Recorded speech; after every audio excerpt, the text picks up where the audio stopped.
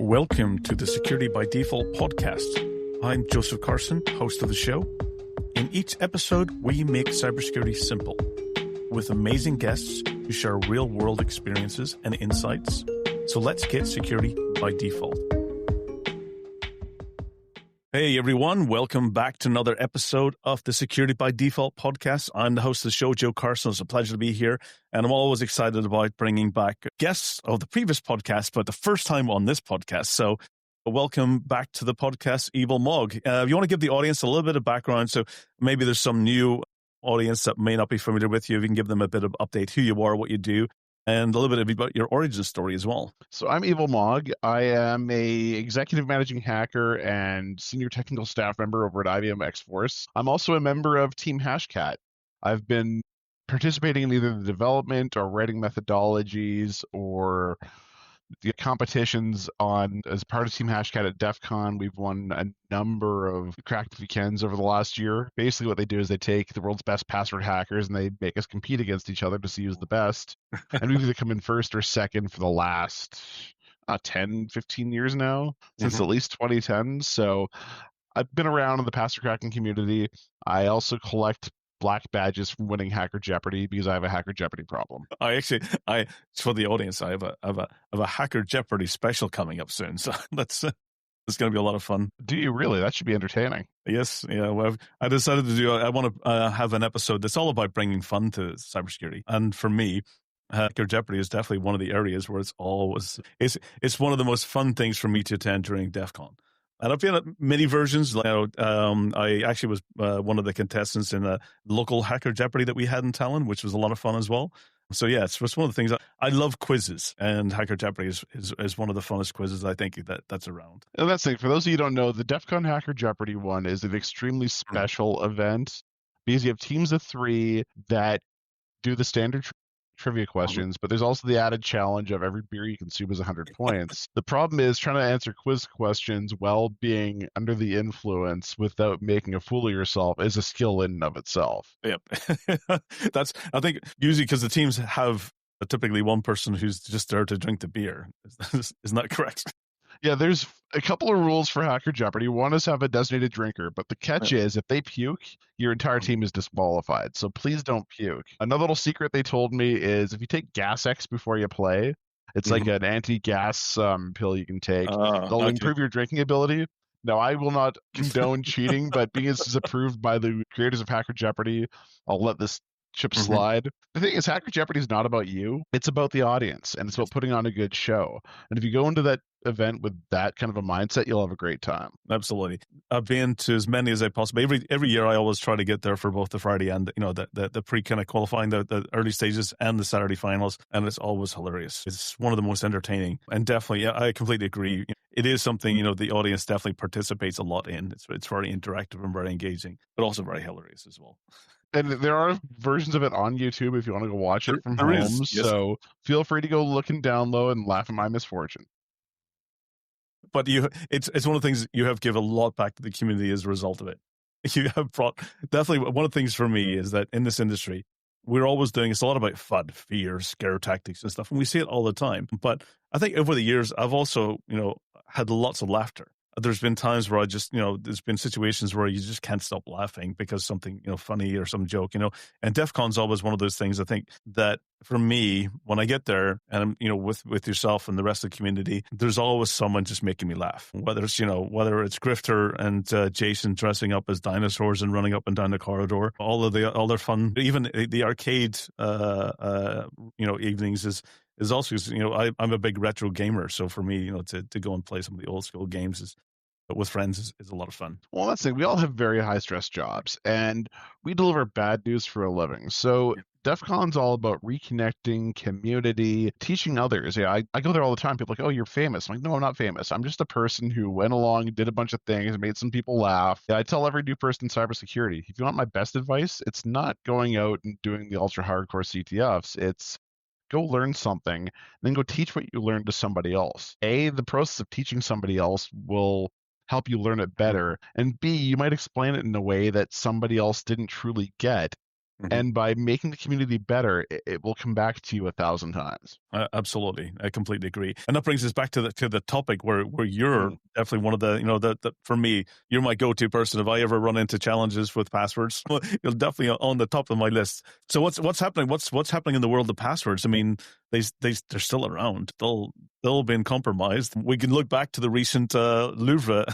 Basically, for the audience who don't realize, is that the Louvre, of course, had a massive a heist of jewels. The crown jewels were actually stolen. And as a result, one of the things that was found was that the CCTV security system had the Louvre as the password. Sometimes it's shocking, sometimes it's not shocking because we see it so often. But what's your thoughts around that prime example that we've seen recently? Here's the thing.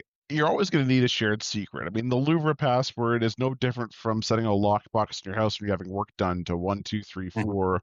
Because you can't reach absolutely everybody. When you've got low-paid security guards watching CCTV cameras all day, and trust me, that is a dreary job. You're not going to hire somebody who can remember a 14-character password, have it cycled, and require passkey tokens to go get on. Because say the guy doesn't pass the token on to, or the lady doesn't pass on the token to the next person working shift, or they don't make enough of them, all of a sudden you can't access them. So I can see how it can happen. I mean, the thing is, a password is a dirty, cheap, shared secret. We're going to need those till the end of time. And as we evolve, a passkey under the hood is really just a long shared secret stored on a hardware security token or a bunch of data stored in a password manager. It's still just authentication secret data. A certificate has a private key. A two-factor authenticator is just a big long text string that you store in, say, 1Password or LastPass or a Bitwarden or all the other various variants thereof. So really, it's more about the authentication security story.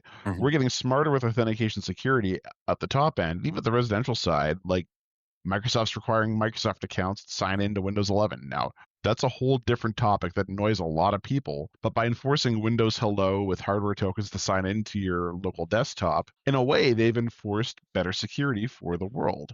But you still have things like routers, switches, random devices, IoT things.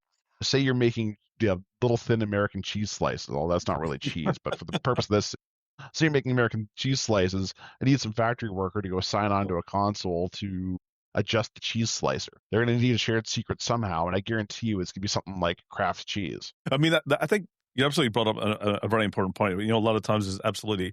I think that we talk a lot about secure by design. And I always say that, that's great in one thing, but that's what the whole name of this podcast is also secure by default. When you're forcing security to be on by default, it does sometimes mean at the beginning you have a few more steps to take. Like with the Microsoft account, you do have to go on. There's a few extra steps, which for some people might be challenging, might be time consuming, they don't want to do.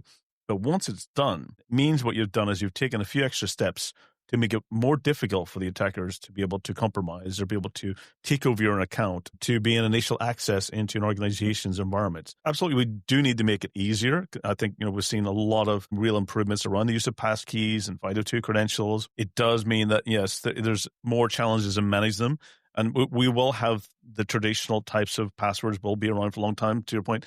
We see it a lot in development repositories or in, we've seen it in, for example, Git secrets, for example. Yep. Absolutely. So there's going to be, there's going to be that balance of, the question is that for your more sensitive accounts, the ones that matter, you want to take those. Yeah, my banking. I want my airline rewards points. If someone has my travel history, that's critical for me. But the thing is, what's critical for me might not be critical for you.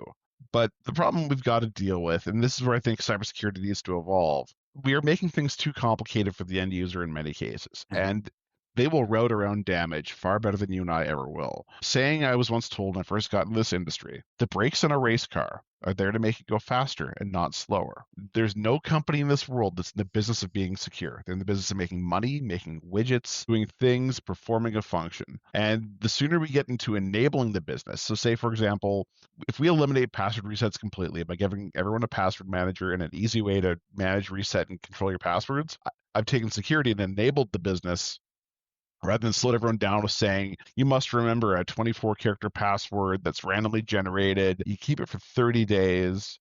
I mean, don't get me wrong. I'm all for password expiry. And this is where my controversial take on this is, because I know NIST and everyone else says don't expire passwords. Windows Active Directory, unfortunately, still relies on the knowledge of an NT hash, which is just MD4. And if you have that knowledge of that hash, you can authenticate even if the password's 128 characters long. So in the corporate environment, as long as using AD, you still have to set your passwords. I'm so sorry. The passwords managers take away the pain by having one long password and then multi-factor to get into it. And that's how you deal with that problem. But it's all about putting a band-aid. It's putting a band-aid on an internal problem that that would be much bigger challenge if you try to do them individually. Right. So by putting a bigger lock on the front gate and multiple locks on the front gate, what you're doing is you're protecting the small, basically fragile locks on the internal systems. Right. And that's the thing. It's all about layered defenses. What's going to be perfect for me is not going to be perfect for you. What's going to be perfect for a 100,000 person company will not be great for a 4-person mom and pop shop. Absolutely. I'm the same with you with basically the rotating passwords. I think not doing it is not the right method. You can do it systematically, especially for non-human passwords. They should rotate as frequently as possible. Why does because we as humans don't need to interact with them. They're running in the background. Well, how many companies have a proper service account inventory process? Most places don't even know where they're installed. And that's part of the problem.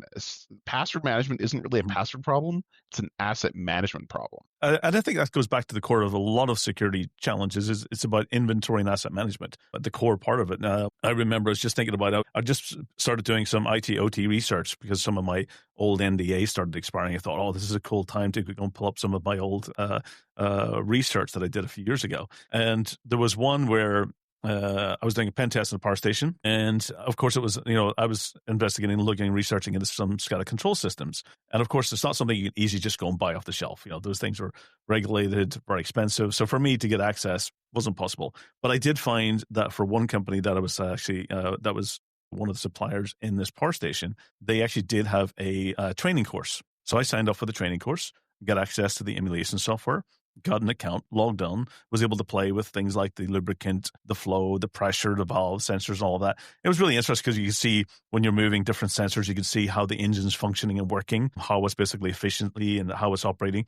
It was really cool. But eventually when I get access to the power station into the production side, eventually, I laughed because on the side of the SCADA control, it said advanced threat protection, the most secure SCADA control system ever. And I started laughing at that. And I've got a fun picture with that. And then I've got the next picture is of the desk where it had literally on the desk, all the usernames and passwords, IP addresses, URLs, all printed out. And the date on the paper was 4 years old. So it had been printed out and it was 4 years old. And sitting there for the SCADA control was the same training account emulation username and password that I had that was running in production. And that's what you think about is that, not only do they have an inventory, but a lot of cases they're still set with defaults. It's because ultimately when you do the root cause analysis, the consultant followed the documentation from the training. Yeah. And the training had username, password for the system. And here's the thing. If you look at traditional OT, right? I mean, their general security was we keep security guys with guns, keep everybody out, everybody in the operating control room. Their priority is I need to shut off this valve to protect life and limb rather than stopping anything else. So seconds matter in those environments. Who cares with the authentication at this point? If I need to go stop the machine to go save somebody's limb, and I get delayed because of 4 prompts and multi-factor because I'm up in system, I just imagine the occupational health and safety violations and the whole investigation later.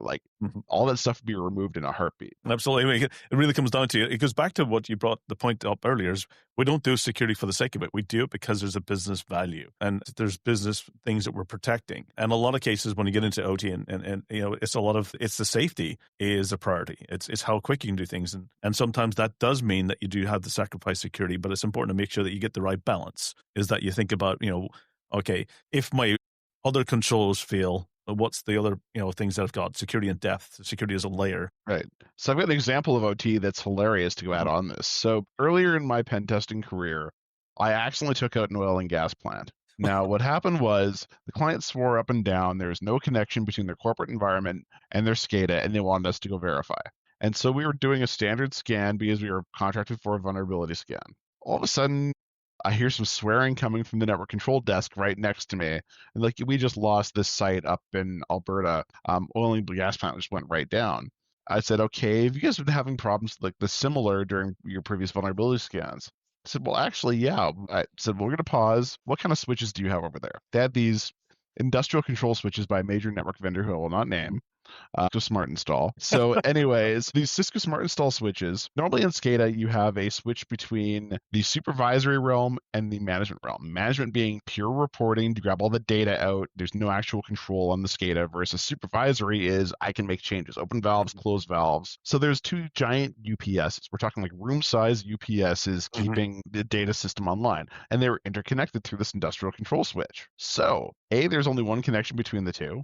But B, when that took the scan, the system itself, or the switch dropped. It stopped heartbeating between the two UPSs. The other one thought the other was active somehow due to a misconfiguration of the UPS. They both went down because they're both providing load, and it took the entire plant out. It took them 18 hours to generate enough power because they'd spin their local generators up before they start injecting back into the grid. So I said, all right, let's go take a pause here. Can I see your engineering diagrams? So they go back into the big vault, pull everything out. We go to this big drafting room and looking at big printed hard copies, these engineering diagrams. God, here I thought I'd just get a Visio. No, big paper. So I'm tracing the cables along. Oh, here's your problem. Your UPS connected over the management switch, not the supervisory switch right next to it. Your integrator messed up. So they said, okay, don't touch this again, but now we know. Can you recreate this in our test lab right next door? So we went to the test lab, recreated the switch crash on a routine basis. Like, okay, this is exactly what we need. They scheduled another controlled outage about 2 months later, moved the cables over, and they haven't had an outage since. But, a couple of lessons to learn from this is one, if you cause an outage, own up to it immediately. Two, find the root cause because it's no longer about what's in the SAL. It's in the what's best for the customer at that point. Yeah, you can deal with the rest afterwards. And then make sure you document every step of that because you are the expert. No one else has seen this. You found some weird dragon. It's your job to slay it. Absolutely. It's very, very wise advice. And I can't emphasize more about the documentation side of things is that every little detail you have to go through, no matter how small it might seem, is that can be actually a major kind of, root cause. And keep it up to date. Yep, absolutely. It's something that you should be doing.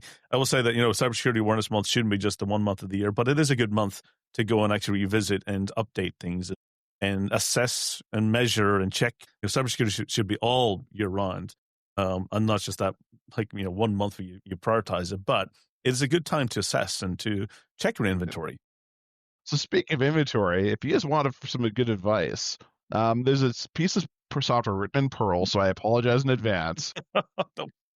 It's called NetDisco 2. It's been around for darn near 20 years. It uses SNMP to contact every single router and switch, pull down their MAC table and their ARP tables, and give you a switch-by-switch port map, including how they're connected, and it's great for finding network problems. I use it on every lab, on every corporate environment. It's like the commercial version of this is so expensive. This is just free and open source, and it works. It brings back a lot of old memories because that's what I used to write with Perl. It was one of my old languages from 25 years ago. And I used to create, to your point, was one of the things I was writing was watchdogs for S&P traps. So actually it was quite interesting recently because I went back and I was looking at my old documentation. I was spending some time looking at some of my old stuff, my old archives, and I found all the watchdogs that I wrote, which was a lot of WMI scripts for the Windows side of things, for the hardware, and pulling S&P traps back. Because I used to be a CA, Unicenter, TNG, OpenView consultant, so that's a lot of the things I worked on was monitoring systems. And I had I decided to take some of my old Perl watchdogs and convert them over to Python as well, which was I just wanted to kind of see if I get updated, and also PowerShell for the WMI scripts. And it was quite interesting. So I was using GPT to do the conversion. So I took my they weren't very big. They were like maybe 150 lines of code. It wasn't very complicated, very simple things in order to just, extract data, correlate it, reformat it in the right kind of format for events or whatever it might be. And so I put it to maybe a CSV, so then you can look at a spreadsheet and do some, cool graphs and stuff. And during that update, it was quite funny because GPT came back with like 1,500 lines of code for one of the watchdogs. I was just like, what the hell? And it just made me realize as well, when you're updating a lot of the old stuff into new code, especially if you're using some type of automation or AI emulator, it's a bit rough. It's rough. It's not very efficient. I would do a function by function rather than file by file. The thing is, when you overload the AI and you fill its context window, it'll start hallucinating like mad.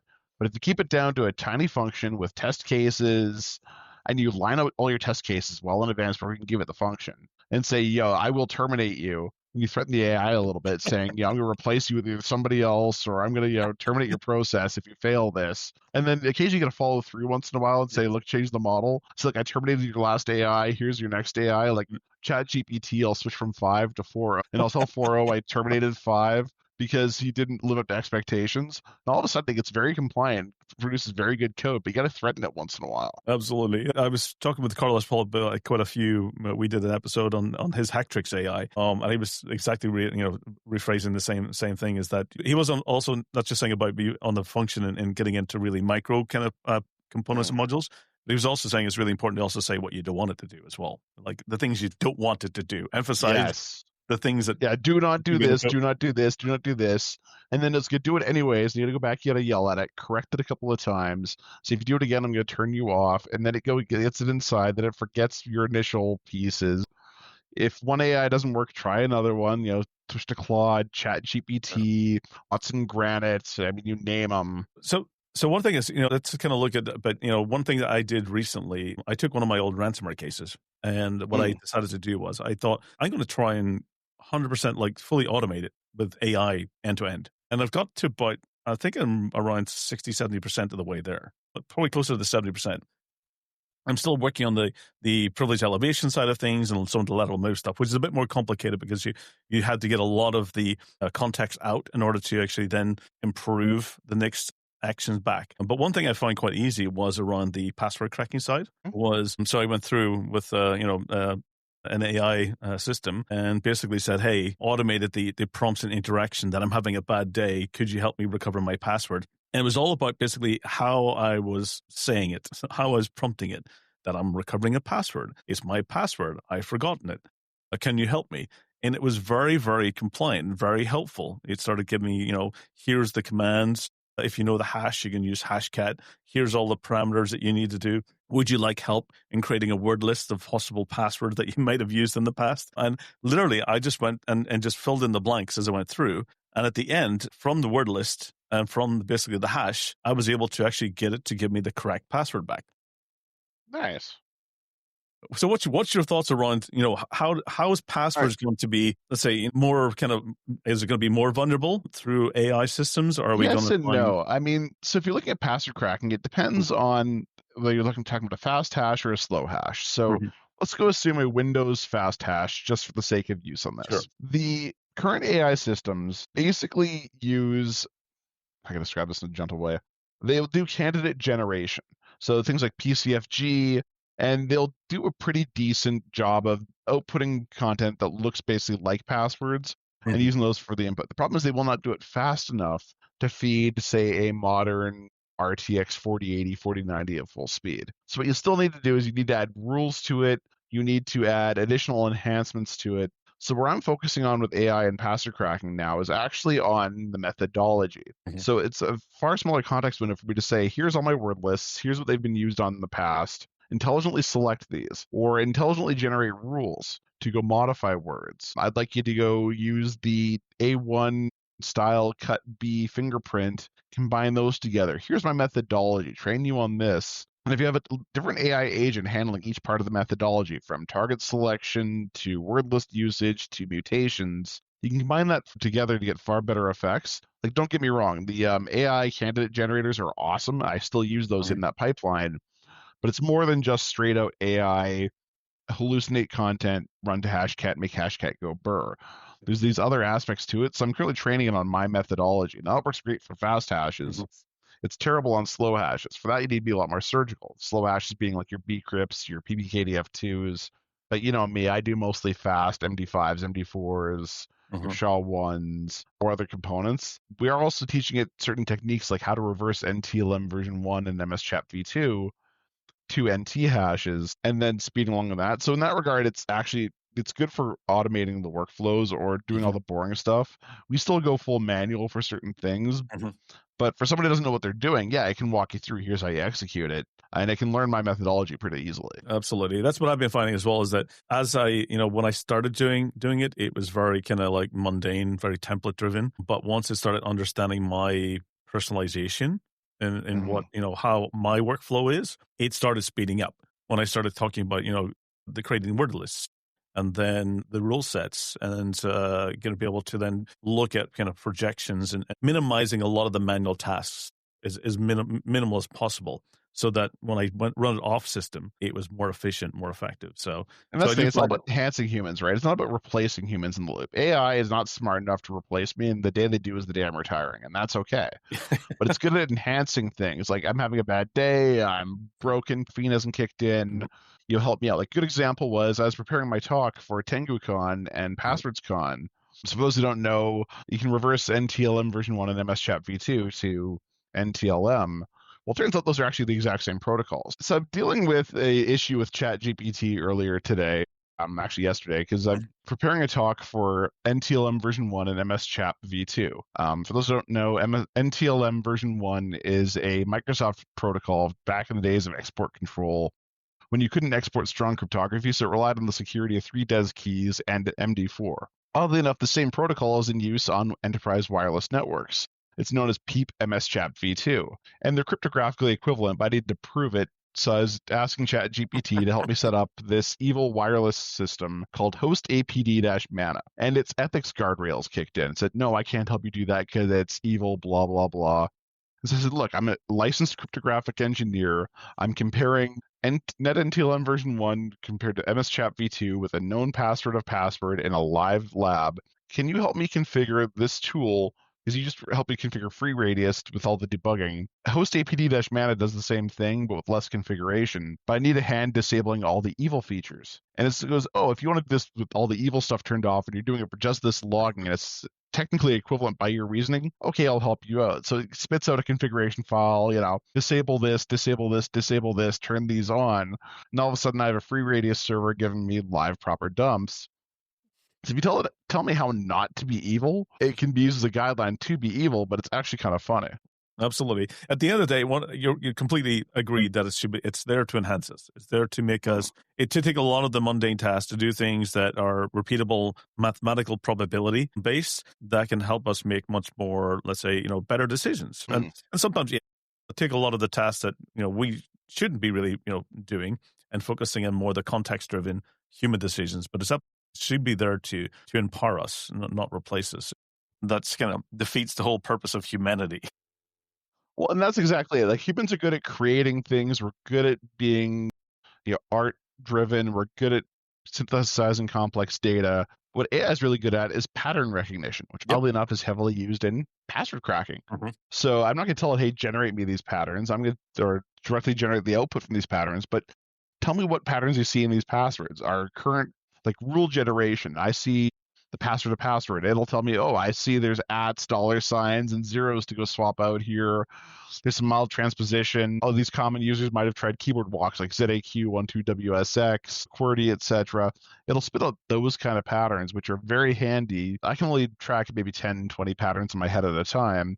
It's tracking thousands of candidates, so I can go grab the next one on the docket and go try it out. Yeah, absolutely. Completely. One of the things I've seen a lot is, what's important is that, from a marketing or media perspective, is you're hearing a lot about, replacing SOC analysts, level ones and stuff, and help desk workers are level ones. And I think it's the wrong message to be sending. I think it's more of that what we should be saying is, we make your level 1 operate like a level 2, because AI is going to, give them the knowledge that they may have not been able to see beforehand. Well, and here's the thing. The old days, like, level 1 was how you became a level 2. The only way you became a level 2 is you got the muscle memory from doing rote level 1 actions until you go start threat hunting. If that can replace those rote level 1 actions of, look, I'm going to look up an IOC, I'm going to hit a couple buttons to go find details on where it's coming from, stitch all the context together. If it can auto stitch that together to give me a situational awareness, then I can go look it over going, yeah, that's a pattern. No, that's different. Hey, this is weird. Help me drill down into anomalies.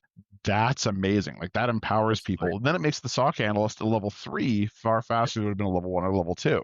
I mean, we're going to cut people out in the process, but I think it's going to enhance more people than we cut out. Absolutely. And I think it's going to be, one is we will have the level 3, level 4 training the system, and then in return, the system will then train the level 1, level 2 to accelerate faster through that learning curve. So you can also embed, like, feedback into it. So if we notice a certain analyst working night shift isn't looking into cases as hard as they should, say, oh, it looks like you're having problems with this. Here's some self-directed learning to go learn about this technique, or here's some context-specific help for follow-up by a level 3 or level 4. Not from a punishment, but from a here's how you get better. So I think in that regard, if we tune this right, now if we tune this wrong, it can be completely Orwellian and it'll track are you staring at the screen from every 3 seconds? And that's the bad use of this technology, but it can also be used heavily for good. Absolutely. So I have a question for you.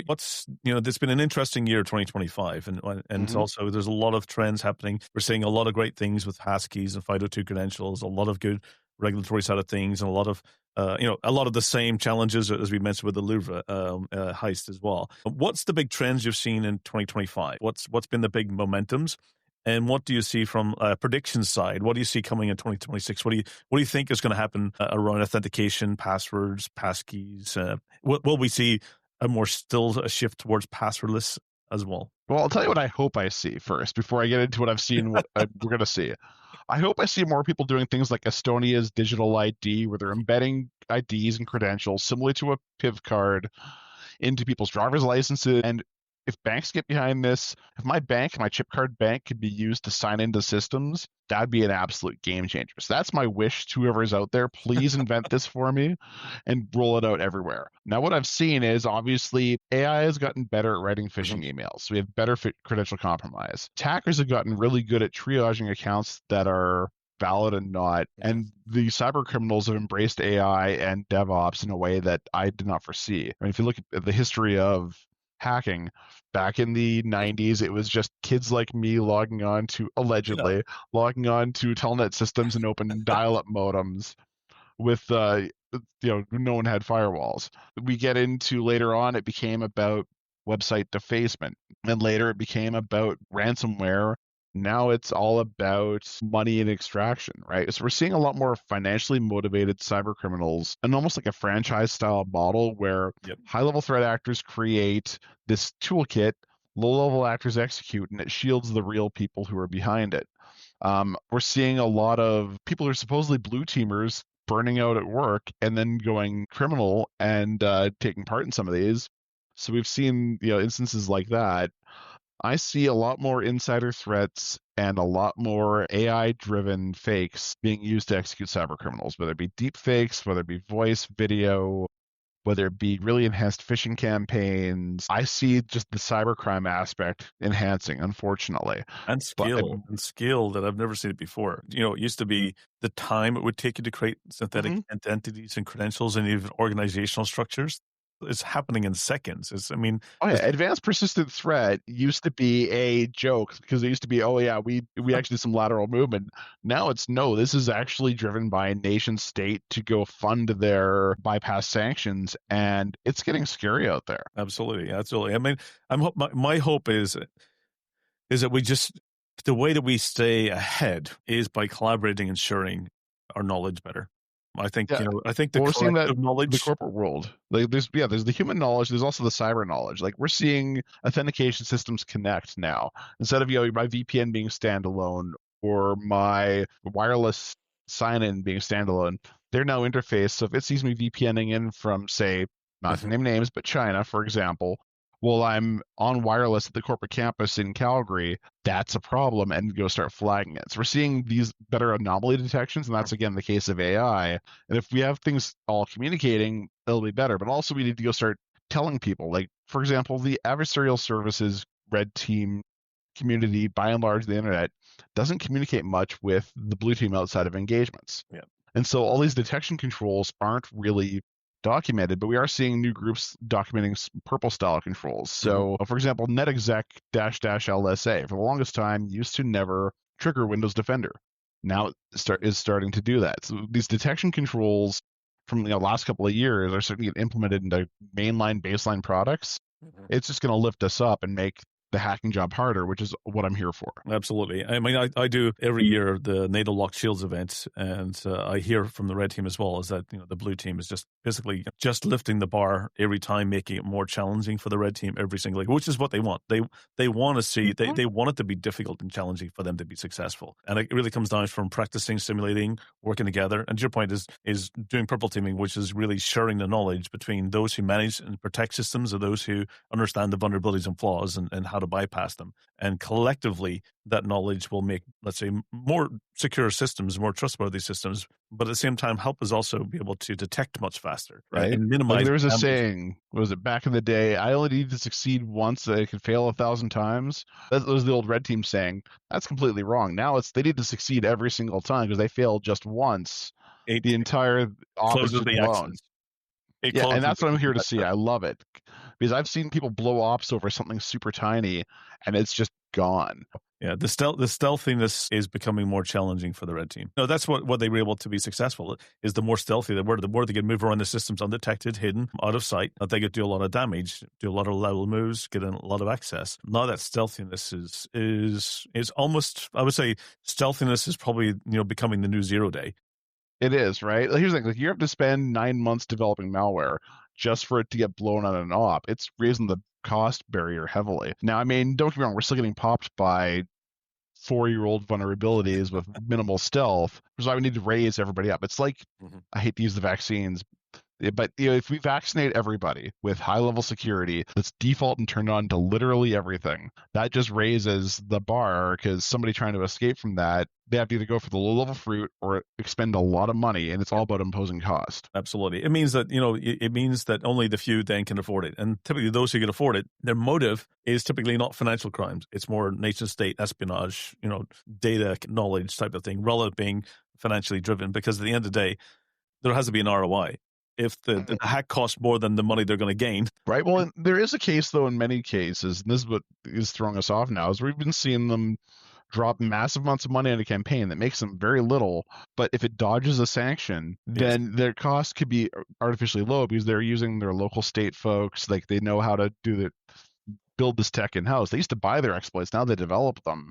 So, and they spread that across many, many, many campaigns. It's bringing the cost down dramatically. Absolutely. And that's where you've seen the affiliates, is the bypass, the sanctions. It's in multiple countries at this time. But I am seeing those countries who, are being used as proxies starting to change their laws, which is also a positive as well. So that reminds me, I'm seeing some cool stuff if you haven't seen this. So apparently they're releasing TV set-top boxes built for TV piracy and selling them in friendly countries and using those as VPN jumping points to then attack internally. So that's the other cool thing we've noticed this year, and I forgot about that, is the use of internal proxies in, say Canada, the United States, the United Kingdom, for nation state and other threat actors to go bounce and avoid geo restrictions is increasing heavily, which is both cool and scary at the same time. Absolutely. Yeah, I've also seen the same with AI proxies as well, being a big area also, is that in order to be able to aggregate and gain data input into AI from a learning perspective is using the proxies as well. So it's not just for bypassing the targeting and sanctions, but also for knowledge and data gathering. Yeah, because didn't Cloudflare put on auto AI blocking into another building proxies to avoid Cloudflare, and it's an arms race. It never ends. Absolutely. It is a speed. So a question for yourself, where can the audience see you? What conferences are you speaking at next? Where's your kind of... So right now I'm going to AV Tokyo next week, as well as TenguCon. So from the 17th to 25th, you'll find me in Tokyo, causing some good shenanigans. It's like their DEF CON Black Hat summer camp. So it goes AV Tokyo, it's TenguCon, Code Blue, then AV Tokyo, and that ends that kind of week out. And then after that, in theory, I might be out in Prague doing PasswordsCon. If not, I'll present at that one remotely. I believe CactusCon's possibly up on the docket, and then CypherCon coming up in March. And of course, DEF CON, assuming nothing weird happens again this year. Let's hope that you make it next year. That was unfortunate this year. So, and how do you stay up to date? What's your method resources? How do you Discord, learning, Telegram, a lot of random Googling. Don't laugh, I still read /dot in the register. Those are my two critical ones. Obviously, I work for a large vendor, so I got my large vendor feeds that are coming in.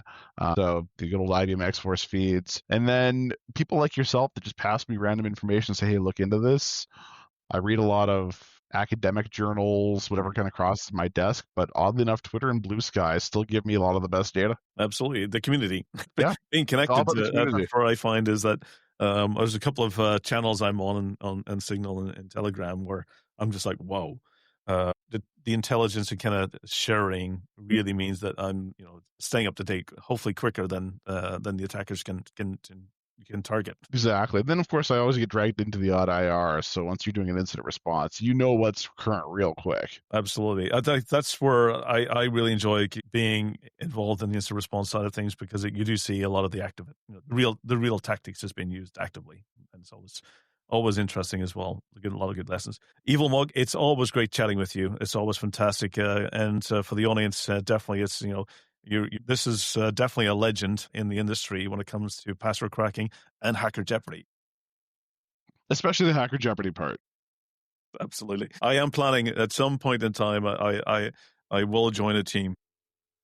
You know what? If you ever join a team, I will come out of retirement. The thing is, I'm not allowed to play routinely anymore, because once you win on a team, you're banned from playing as that team. So I get to assemble new ones. So the rule is I can't be at a primary. And because I've won so many times now, Mr. Aaron Lint or Lintel gets to choose the rules I have to follow without telling the audience. So everyone on my team is bound by these hidden shadow rules to make it more entertaining. So if you're up for a laugh fest, you can always join my artificially challenged team. Well, that does make it more challenging and more fun. Absolutely. And more entertaining as well. Let's discuss that offline in the coming weeks as well. We definitely have a good catch up on that. Evil Mog, it's been fantastic having you on. What's the best way for the audience if they do have questions or want to follow up? Absolutely. So the easiest way to find me, I'm on LinkedIn under the username Evil Mog. I'm on Twitter, X, whatever we're calling it, as Evil_Mog. And then on Blue Sky, I have the funniest one ever. I am mog.evil.af. Fantastic. It's been fantastic having you on. So for the audience, hopefully this has been entertaining, educational, and enlightening, and this really gives you a really kind of update into the world of passwords, what's happening, what's trending, and some interesting predictions for 2026. Everyone, stay tuned for future episodes. Every 2 weeks, we have great thought leaders, legends, hot topics, and trends on the podcast. This is the Security by Default podcast, really kind of bringing you fun and educational content, bringing the fun back into cybersecurity. Sometimes, we're always the breakers of horrible news, but sometimes we do need to sit back and have a good laugh once in a while. And so everyone, take care, stay safe until the next time. Thank you. Well, that's a wrap for this episode of the Security by Default podcast. I'm Joseph Carson, and again, many thanks for listening. If you enjoyed the episode, please subscribe and share, and please stay safe. And until the next time, we'll see you soon.